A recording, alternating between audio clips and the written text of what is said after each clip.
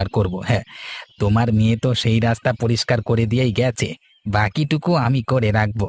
তখন আর গায়ের লোকের কাছে মুখ দেখাতে পারবো না। হ্যাঁ।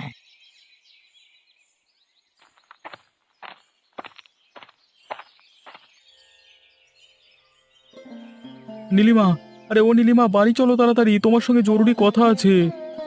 কি হয়েছে কি? লতার সঙ্গে দুটো কথা বলছি তো, সেটাও বলবার জো নেই নাকি?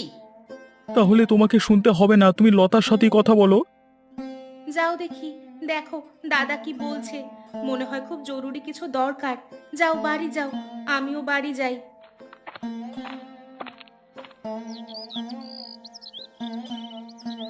আচ্ছা নীলিমা, তুমি কিছু শুনতে পাও অবিনাশ বাবুর বাড়ির খবর? মোলো যা। অবিনাশ বাবুর বাড়িতে কাজ করছিলে তো তুমি, আমি কোথা থেকে খবর পাবো?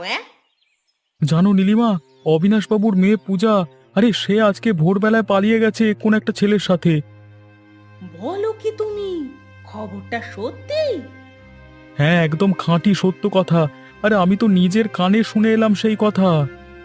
তাহলে তো এ খবর আর চাপা রাখা যাবে না। গ্রামের সবাইকে এই খবর আমি বাড়ি বাড়ি গিয়ে বলে আসি। একদম না, তুমি এ কাজ করতে যাবে না। অবিনাশ বাবু জানতে পারলে তোমাকে আস্ত